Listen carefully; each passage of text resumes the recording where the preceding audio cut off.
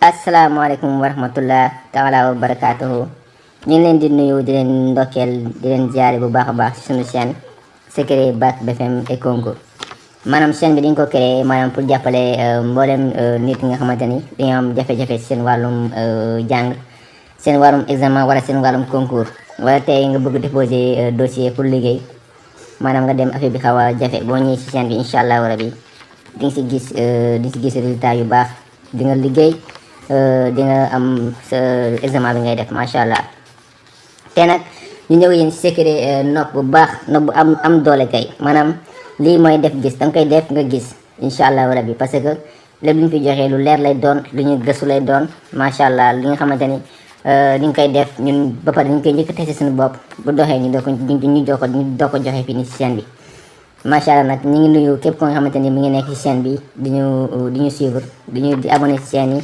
aussi tamit ñi di partage vidéo yi ñu leen di nuyu di leen siyaare di leen ndokkeel maanaam lii nag la ma tax ñu def ko tey bëgguñu def ko nit di si njaaloo wala nit di si def leneen naka sulu noonu maanaam lii boo ko defee lu lay tax a jóg mooy nga dem par exemple nga soxla jabar wala ku jigéen ki soxla jëkkër te loolu noonu day toll fi nga xamante ni nit day soxla loolu noonu day bëgg am jabar wala bu nekkee jigéen loolu yëpp day bëgg am jëkkër parce que day bëgg sëy bañ a njaaloo macha allah loolu nag moo tax tey ñu def vidéo bi nii di leen jox vidéo bi dinañ ko may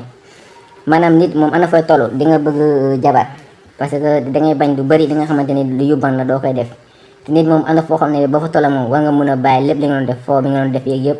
dem jublu si jabar parce que bu nekkee góor moom li la war mooy am ay njaboot yi nga xamante ni dina mën a dimbali si lu gaaw secret bi nag joxuñ ko fii nii pour nit yi di ko jéem a def pour foo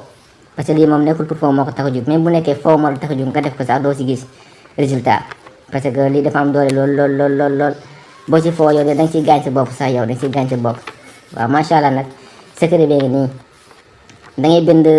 bisimilahi rahmaani rahim waaw ngay njëkkee si kaw noonu moo nekk bisimilahi rahmaani rahim après boo ñëwee nga bind Mohamed mais mimi da nga koy def mu mag mimi ñoo nekk nii da nga koy def mu mag léegi su magee boo koy bind da ngay tijji mimi quoi nga fii di dafa tijjeeku nii fii tamit tijjeeku ñaari mimi bépp tijjeeku après yow miy nopp yow miy bëgg sa tur mooy nekk ci kaw par exemple tey boo tuddee Ibu sa tur Ibu mooy nekk ci kaw bu nekk Ibu nag Faatu la nopp wala mu nopp ndey wala mami day bind Ibu ci kaw turam ci kaw mu bind mami ci suuf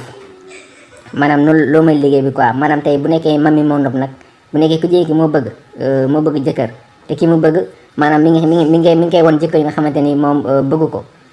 pour mu nag gaaw si say beeg yooyu noonu mun na def lii nii day bind mami si kaw bind Ibu si suuf nii maanaam après mu tëj miim bi mu ñaar fii nii bind mami si kaw bind tamit Ibu si suuf mu tëj miim yi bu nekkee ku góor ki moo bëgg nag day bind Ibu si kaw bind mami si suuf bindaat fi Ibu si kaw bind mami si suuf tëj miim yi léegi incha allah rabi léegi macha allah léegi soo bindee tur bi ba pare nga tëj miim yi après da ngay bind si suuf benn salaatu ala nabi boo xamante ni moom ngay tàmm di weddoo maanaam allahumma salli ala sayyidina muhammadin wa sallim wala bu nga xamante ni moom ngay tàmm di weddoo rek moom ngay bind si suuf soo paree nga wut ngeppantaan ngay wut mooy li nga xamante day kolu nga def ko nii nga kol ko fii nii nga kol ko fii après nga fexe ba affaire bi kolu nii tëju nii après nga lem ko ba mu baax macha allah nga koy lem ba mu baax après nga dem fi nga xamante ne day tooy day xel di tooy chaque instant mi ngi tooy maanaam fu ñuy jàppee wala genre mel noonu nga dem nga gas ba mu xaw a xóot nii nga suul ko foofu noonu incha allah rabi yow ki nga bëgg moo ñëw ba si yow di la proposer affaire takk wala yow boo ko waxee affaire takk même bu nekkoon da doon bañ nga xool wax muy bañ boo paree si lii incha allah boo ko waxee rek dina nangu incha allah te sëy boobu moom dina mun nekk waaw loolu moo nekkoon secret bi fi nga ñu wax nag ci français parce que ñu bëri diñu seetaan vidéo yi te duñu comprendre bu baax pour ceux qui n'entendent pas le wolof ce secret là c'est pour être aimé c'est pour avoir un mariage un fiancé pour ton mariage tu vas écrire bismillahir rahmanir rahim en haut après tu écris Mohamed en ouvrant les mimes vous voyez c'est ça les mimes on ouvre les mimes mais on le ferme pas pour l'instant. Après, si c'est toi qui aimes, par exemple, si c'est un garçon qui aime une fille, le garçon va écrire son nom en haut et écrire le nom de la fille en bas. Après, il ferme les mimes. Vous voyez, ça c'est ouvert. Il vient ici aussi, il fait la même chose. Il écrit son nom en haut, écrit son nom, le nom de la fille en bas. Si c'est la fille qui aime un garçon, la fille va écrire son nom en haut et écrire le nom du garçon en bas. Aussi, il va faire la même chose ici. Si tu as fini, tu vas écrire un salatu ala nabi. Allahumma salli ala sayyidina Muhammadin wa salim. Tu vas écrire ici, Allahumma salli ala sayyidina Muhammadin wa salim. Si vous avez fini sur ça, après tu vas partir dans un milieu où il y a chaque instant de l'eau, toujours de l'eau. Dans un milieu où on fait de l'ablution, ou bien dans un milieu où il y a de l'eau. Après tu vas creuser et tu mets ça dedans. Inch'Allah Rabbi,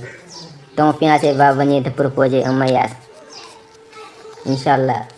Celui que tu aimes, il va venir pour te proposer un mariage. Ou bien si tu le proposes le mariage, il va accepter. Oui, partagez cette vidéo et aussi abonnez-vous. Merci.